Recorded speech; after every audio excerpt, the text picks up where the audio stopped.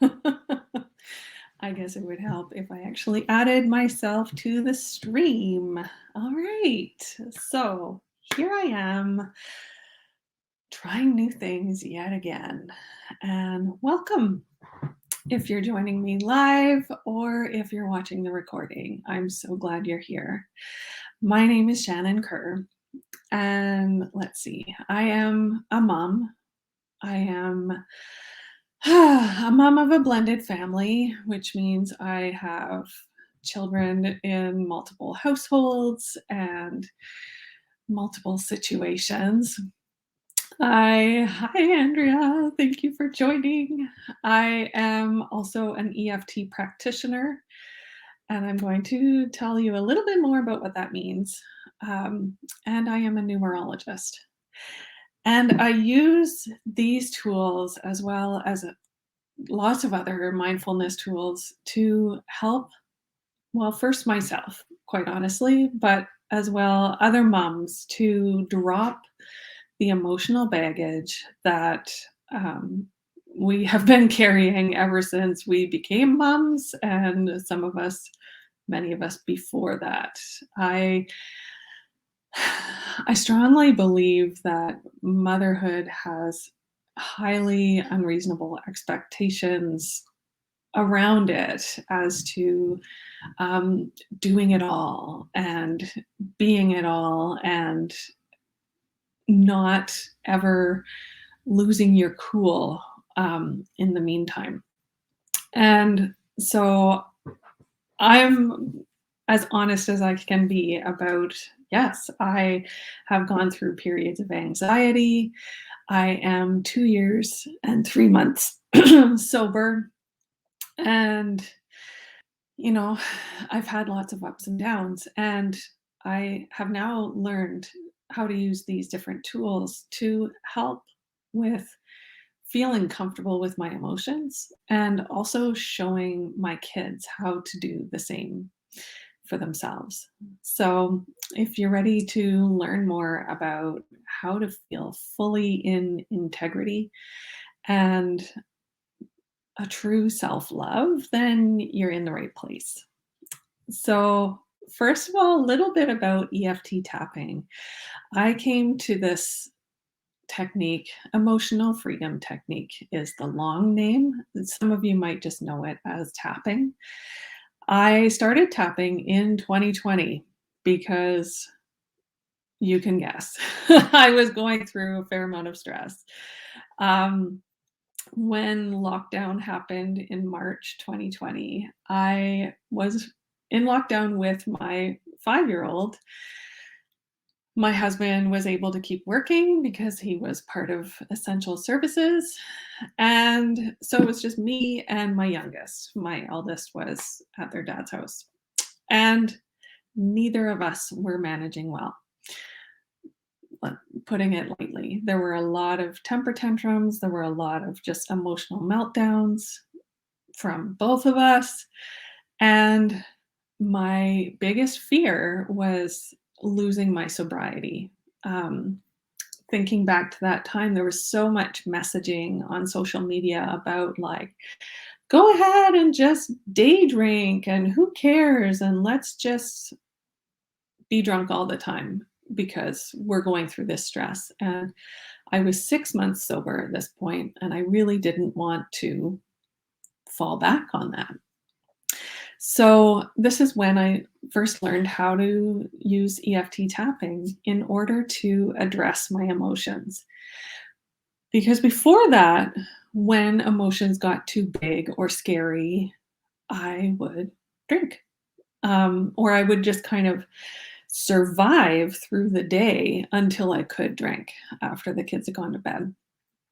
And after that, it was, okay, I'm not drinking, but I'm going to eat, or I'm going to get angry, or have these feelings in order to avoid the feelings of overwhelm. So, tapping is a form of stress management, and it also brings an amazing body connection between what you've been thinking and the feelings that you've been avoiding. basically. We tend to live in a permanent situation of fight or flight. And especially as moms, we're just trying to keep it all together all the time, remembering all the things, remembering all the schedules. And it's a lot for us to process. So, tapping is a way to soothe your nervous system and let go of some of that anxiety so that you can face the emotions that you're feeling, learn whatever lessons are coming from those feelings. Like, why am I feeling this way? What am I needing to learn from that? And then feeling free to move on and choose a new feeling instead of feeling just frozen and stuck. So, if that sounds good, we're going to do a little bit of that today. And today, because it's January 5th, um, I don't know about you, but I've been kind of frustrated with the amount of messaging around new year, new you, like all the, mm, I don't want to get into brand names, but they're pretty heavy on let's fix you, let's fix what's wrong with you. Um, Even the messaging around choosing New Year's resolutions, like what are you going to fix about yourself? And there is that strong message around body shame and changing what's wrong with you. This is a big money industry, and some of it is disguised under the wellness industry when really they don't want you to be well. They want you to feel bad about yourself so that you continue to spend money on whatever products or services they're providing. I'm not knocking like health coaches or fitness coaches if they're coming from a body positive place, but if they're body shaming you in order to get your business, then that's just something that you need to be aware of. So, I am going to toss in some numerology here and there. And numerology is a way that I stay connected with the natural patterns of the universe. We do live in a system of numbers, and our seasons follow this. We follow through these energies. And this year, 2022, is a 6 energy year. 2 plus 2 plus 2. And 6, it it's calling for the feeling of alignment. So, if you look at the different areas of your life and where you're feeling like things aren't in alignment, there can be that sensation that I need to judge that, like I've done something wrong or I've screwed up. But if we can slow down and enjoy the experience of coming into alignment. There's some little barky dogs outside. Hopefully that's not noisy for you. Um, that's where the 6 is calling us to feel that balance and bringing in peace and ease rather than forcing the issue. So if you imagine a feeling of harmony within the different areas of your life, that's what we're working towards with the 6. Okay, I need a drink of water. And so I guess I'll describe quickly how tapping works. We are going to be, and if you're in a place where you can talk to the screen, that's awesome. But even if you just kind of say it in your head, that works as well. Better to say it out loud so your brain really hears what you're saying. But what we're going to do is run through a sequence. We're going to do it 3 times, tapping through the different acupressure points of the upper body while voicing how you're feeling. Um, and obviously, I'm guessing a bit because we're not having this conversation face to face. But I'm in the same place as you. So it tends to work out that we have the same thoughts going on. So tapping on these points helps to connect your body and your brain again because you're voicing the feelings and um, kind of signaling your body to notice, okay, this is what I'm feeling. It helps to connect to that part of your brain that holds all that tension. Sorry, my brain just kind of shut off for a moment there. But it does help to slow down the release of cortisol within your body so that you can start to actually think about the thoughts that you're having. Um, I'm sure you've read before that we have thousands of thoughts running through our head, and the majority of them are negative. We run on a negative bias that if how was your day, you will jump to thinking about the negative parts of it. So we're going to, first of all, vent those thoughts around how you're feeling about your daily habits. And then we're going to look at the possibility of changing them because I don't want to force you to change your feelings. That's not going to work. You can't fake happy feelings. You can't fake feeling good, but you can invite new possibilities. And then the final round will be bringing in affirmations. So, noticing in your body as well where you carry these emotions and how intense they feel on a scale of 0 to 10. Uh, the question that I'm going to bring up for you is when I look at my daily habits and goals, are they coming from a loving place? Or is it from an external, because society says I should look a certain way, or, members of my family do this, so therefore I should do this. Anything like that. Are your intentions coming from self love or are they externally, I don't want to say hateful, but judgmental, let's say? So, noticing when you think about those goals and what you want for yourself, how does that feel within your body? So, we're going to start tapping on the side of the hand and just repeat after me. Even though when I look at my goals, some of them don't feel very loving, that's okay. I am working on loving myself completely. Even though some of my habits are driven from a place of judgment, I am getting ready to love myself completely. Even though I have filled my life with activities that don't necessarily feel good, that's okay. I still love and accept myself completely. Okay, and then we move to the top of the head. I don't feel deserving. Eyebrow point. I can't just fill my life with good stuff. Side of the eye.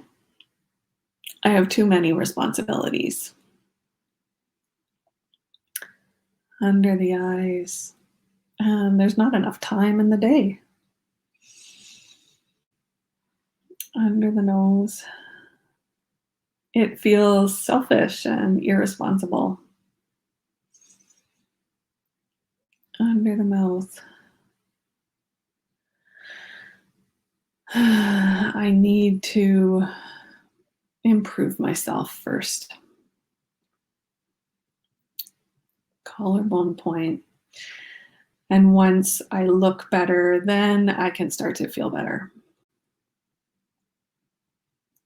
That one's ouchy. Under the arms, all of these responsibilities in my life. Under the chest, like right at the bottom of your rib cage. They take priority over letting myself feel good. Wrist point. I just feel guilty when I'm trying to do self-care. Okay, we'll pause there. And notice if there were any kind of sparks for you. I tend to, like, the venting stage is kind of hard sometimes because we don't want to say these things out loud. But it is a great process to voice, like, yeah, I don't do this stuff because I don't actually feel like I deserve the time or the money or the space in my life. This is why I'm doing the other stuff first. So the next question I want you to think about is when I list out my favorite things, the people and the things, like things in my home that make me feel good, activities that I enjoy doing, my favorite things like Sound of Music, my favorite things. How do they make me feel?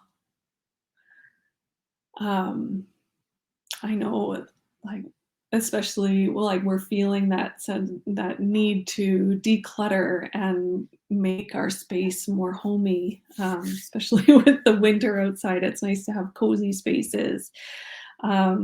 It's the people that I'm with that make me feel appreciated or grounded. Um, yeah, activities that, like sports or any kind of physical movement, that it's not because it makes me thinner or fitter, it's because I enjoy doing it. How can I feel those feelings more often is the question. So those of you here live, thank you so much. And if you have things that you want, maybe I'll pause for 1 second. If you have any thoughts around that you want to pop in the comments. Trying not to make these sessions be super long, but there's a lot to talk about. So let's start again. And this is now inviting the possibility of maybe I can have loving energy in my intentions. So even though I was choosing my activities from a judgmental attitude, I'm getting curious about that today. Especially because I love and accept myself completely. Even though there's a part of me that still thinks I need to fix myself first, I recognize and forgive that part of me. And I am learning to love all my parts. Even though I had started out feeling like there was so much to be fixed within me,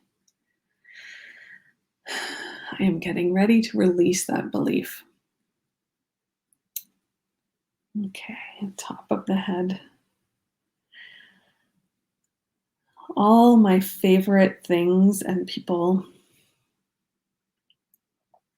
Eyebrow point. They bring out sensations of contentment and joy. Side of the eye. How can I feel that more often? Under the eyes. What if I released the need to look a certain way? Under the nose. What if I was allowed to feel good exactly as I am? Under the mouth. What would it feel like to prioritize my feelings? Collarbone point. What shame have I been covering up with these judgmental thoughts? Under the arms. When I feel ready, I can look at that story. Under the chest. What would my body feel like if I started asking it how it wanted to feel? Wrist point.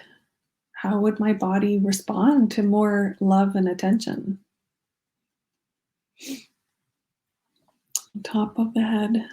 Maybe I will feel safe enough soon. Eyebrow point. I'm getting ready to stop worrying about other people's opinions. Side of the eye. To stop taking random wellness industry thoughts as important. Under the eyes. I'm ready to put my own opinions first.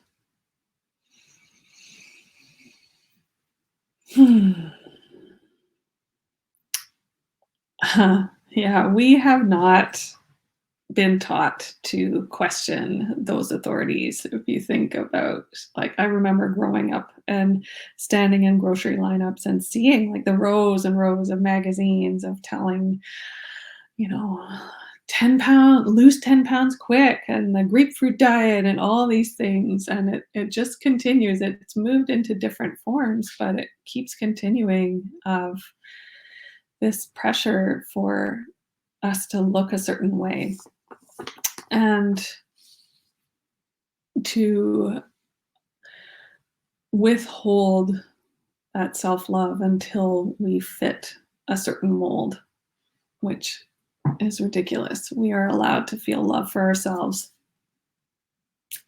at any moment, at any shape, at any stage of our lives. Yeah, it's especially around, women have been raised to believe that our worth comes from either how we look or how we take care of others. And it's bullshit. So let's tap that out and wrap this up for you. Because that belief needs to be released. Side of the hand. Even though I have held judgments from others and myself, preach, and it's been heavy in my body, I am ready to release that today. Even though I have grown up believing that my worth is only how I look or who I take care of, I am dropping that belief today. Especially because I am worthy of love exactly as I am. Even though I started out believing that I needed to be fixed, I am making space for more and more love to grow. Okay, top of the head. I'm ready to let go of these old beliefs. Eyebrow point. These habits of self-judgment. side of the eye. I choose to live intentionally. Under the eyes, with the intention of self love at the top of the list. Under the nose, I'm allowing space to open up in my heart. Under the mouth, it's safe to slow my pace. Collarbone point, I am welcoming more of the things I love. Under the arms, I have nothing to prove. Under the chest, I am a woman who prioritizes my feelings. On wrist point, I choose a life that loves me back. I love that one. So moving forward with that intention, I hope that you take some time today, whether you journal or have some conversations around how you can bring more of the things that you love that really make you feel good, and welcome that into all the different areas of your life. So if you are curious to do more tapping with me, this is what I do with my membership, is a weekly tapping along with journal prompts and numerology insights to help you continue to connect with the energy around you. So I guess I will add a link somewhere, and or just send me a message if you want to learn more about that. So thank you so much for those of you joined live, and for those of you watching the recording, I'd love to hear your feedback to see what you're ready to let go and what you're ready to welcome in. So have a great rest of your Wednesday, and I will talk to you soon.